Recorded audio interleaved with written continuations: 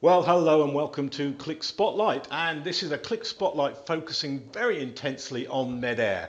And I had the very great pleasure to have in front of me Reine Hanna. Welcome, Reine, and welcome to the Spotlight. Thank you so much for taking part in this interview. And we're going to be talking about your role in Medair and a couple of important projects. So, for people who don't know who you are, just explain a little bit about yourself, but also how you come to be at Medair in the first place. So my name is Hanna. I was born in 1989 in Lebanon, and I had majored in computer science and geographical information system.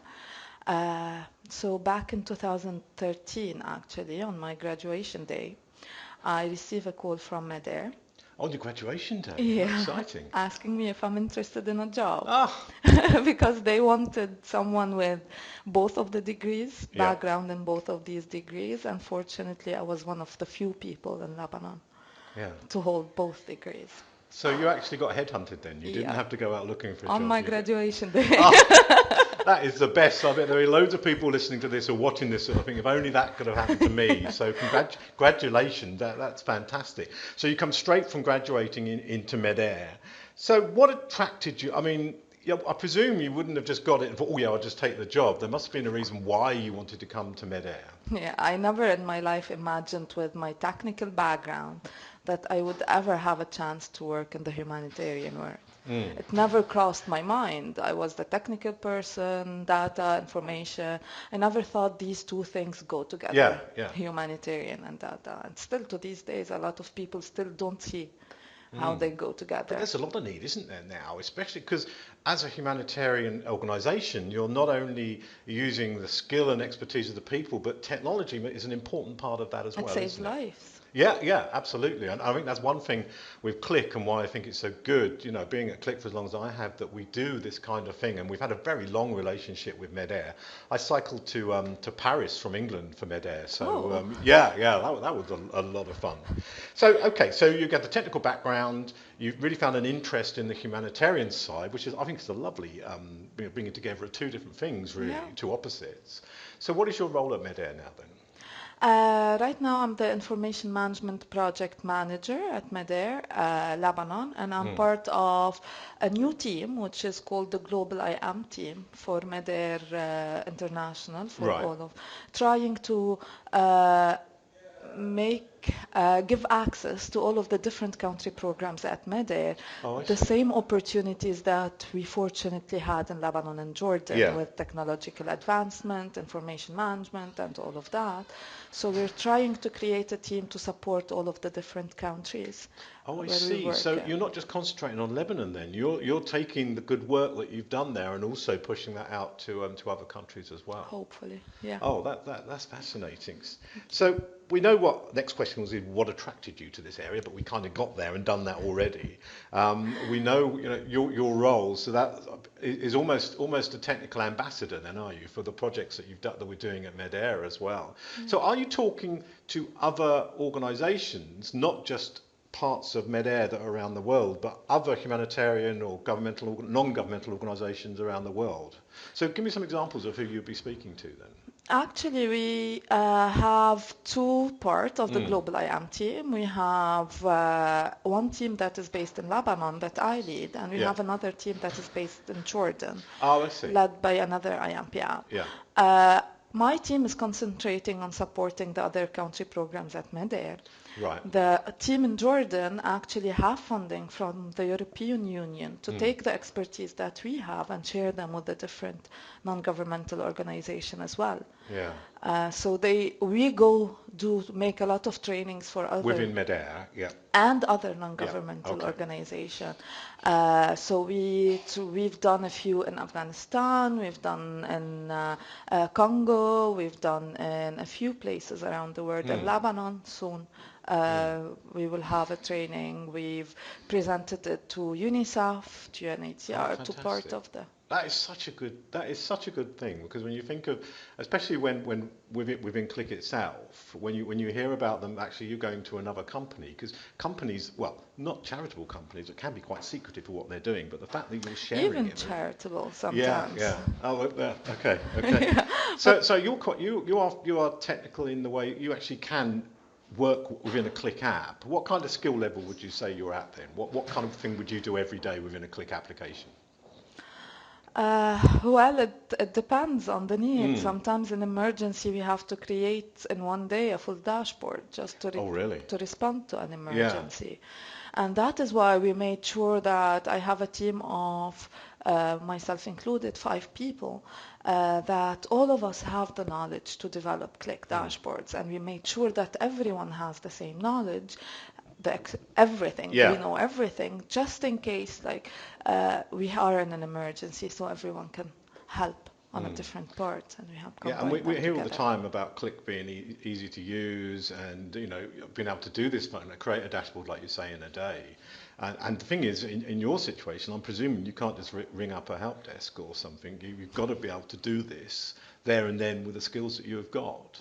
So Yeah. that's fascinating. So tell me about the mapping project in the Becker Valley then. What's happening there? Well, that is the reason that brought me to Medair Mm. at first. So back in 2013, Medair saw a need to identify informal settlements in the Bekaa Valley. To be able to explain a bit about the mapping project, I Mm. need to give you an idea of the situation in Lebanon. So in Lebanon, there's no addressing system, even for the houses in Oh, Lebanon or really? companies. Like, the way I tell people where I live is take the second left after the hole in the road, you'll find my house. Really? So there's no street names or anything like that? Nothing at Oh, all. incredible, incredible. So you must use the satellite mapping and coordinates, the latitude and longitude, almost all the Exactly. time, because that can be the only way you're going to get an accurate tell of where you are. And that is the solution we found to Mm. actually identify informal settlements in the Bekaa Valley and other places. Uh, you can only imagine how hard it is, how difficult it is to find Mm. an informal settlements in the middle of nowhere, Yeah, of in the course. fields. Uh, Yeah. like some of the settlements that we visit are 45-minute drive from the nearest highway or Mm. official roads. So there was no way for refugees themselves to self-identify for No, NGOs. no, no, no. And so this is where Medair got the idea of creating a huge database that includes all informal settlements in Lebanon. That is updated. This year we updated every 4 months. Yeah. We visit every informal settlements in Lebanon. We update the location, basic information about each, number of tents, number of individual, Mm. latrines, water capacity, these type of information that is needed by any NGO working with the Syrian refugees in Yeah. informal So you would share this settlements, with other organisations with doing the similar everyone. thing. Yeah. So Yeah. we started as a pilot project back in 2012 and 2013, and in a small area in the Bekaa Valley. UNHCR saw the actual need of this project Yeah. and decided to roll it all over the country.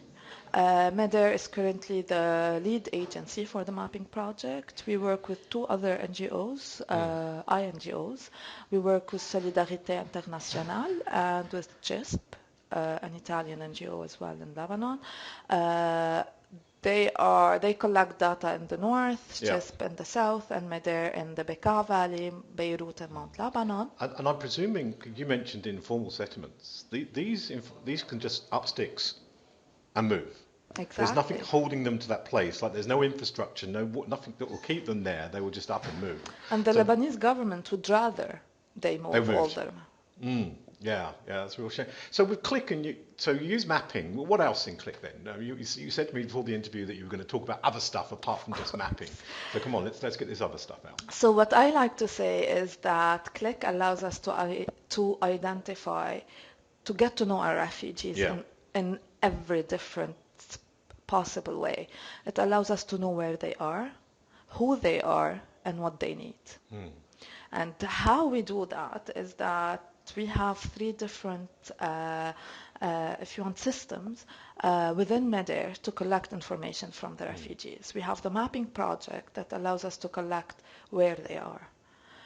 We have a software that allows us to register households to understand who they are, Yeah. how many members in the family, is there someone with disability, and all of this Okay. information is then also connected into Qlik. After that, we have the assessment project where we send teams to go and assess, ask questions about the needs. Yeah. So it's not just what you need, no, it's are you getting clean water? So Yeah. Yeah. questions that allows us to understand what they actually need and not what they think they need. Ah, okay, yeah, And and that's so another interpretation, isn't it, about what they're doing. So you've got lots of different types of data, and I presume much of this is on Excel spreadsheets or something like that, and you have to collate. That's another story. We won't get into that one now, but the collating of data must be a whole different it's a lot thing. easier with Qlik. Yeah, yeah. Once you get it, once you get the data, and then, yeah, and I know working in pre-sales, the quality of the data and the structure of the data can also be very important. And we talk about at Qlik about data literacy and how understanding the data is very important. Of For course. yourself, that is actually, I would have thought, because you're on the ground and you're working in that, you have to be data literate. You have to know what's bringing in for this to work. So that's fantastic. And we developed the surveys that Mm. collect the data Yeah. as well, So so you know which all allows about us it. to know So everything you're about a it. very good example of being data literate people then. That's fantastic. So what's next then? What's over the horizon for this project? Well, we have huge, uh, like I said, we're just forming a global Yeah, IAM yeah. team.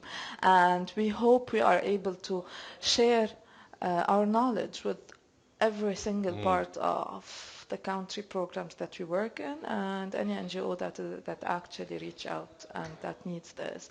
And one of the things that we're trying to figure out is how to get these softwares and Qlik included to the most remote areas where Yeah. people need it the most with Mm. no internet connection, where they can only hotspot 5 minutes a Mm. day and try to figure out how we are able to So the actually, offline mobile side of it is very important for you, isn't it? Yeah, yeah. and that's something we certainly, I know we've done that, we're starting, we've done that already, so that's fantastic. So if someone wanted to find out more then about Medair and about this project, where would they go to get more information? Well, there's a million article already about this. Yeah, We've done an upshot with Qlik. They can just research upshot Qlik and my name, and they find a huge summary where we talk about excellent. how we use Qlik in our every Yeah. different projects. And I think the easiest way is they can reach out and ask. Yeah, and We're go to the more than Medair happy. website, of course, Yeah. and because I think it's a fabulous cause, and I love this story, especially about the sharing of what you've done. So there's no selfishness there. You're taking that, and other organisations can use it for the good. And as you said, it's saving lives, which is fantastic. And the more we are able to connect, the more all of us work using the same Mm. software, the more we can share knowledge. Yeah. And the less we will be saving time, saving money, instead of collecting it more than once, it's just one NGO One time, yeah. collecting. And That's brilliant. Well, Ren, it's been an absolute pleasure. thank you. Thank you so much for Thank you for spending the time listening. and getting involved on Spotlight. And no doubt we'll have a chat again in the future. Thank you. Hopefully. Thank Thank you. you.